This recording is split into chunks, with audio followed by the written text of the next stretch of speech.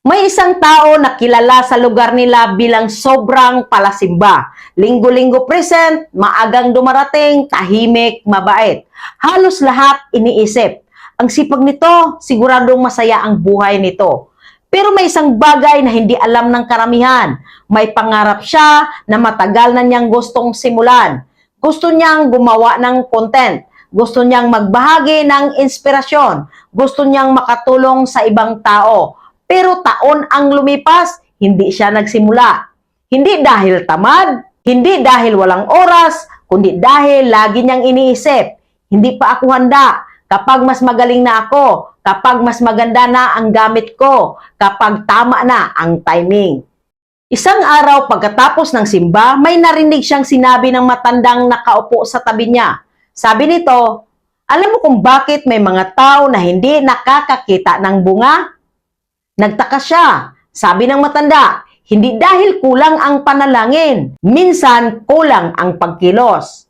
Napaisip siya. Tuloy ang matanda sa pagsalita. Kapag nagtanim ka ng binhi pero araw-araw dasal lang at walang dilig, tutubo ba?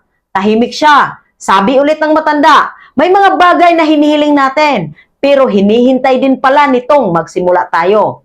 Pag-uwi niya, nag-record siya. Hindi perpekto. Hindi maganda ang ilaw, hindi maganda ang edit, pero ginawa niya.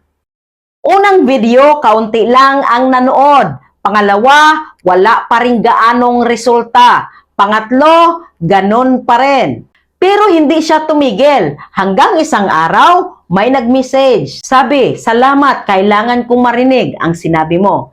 Hindi milyon ang views, hindi viral, pero may isang taong natulungan. At doon niya na-realize, hindi pala lahat ng success sinusukat sa dami ng nanonood. Minsan sinusukat sa dami ng natutulungan.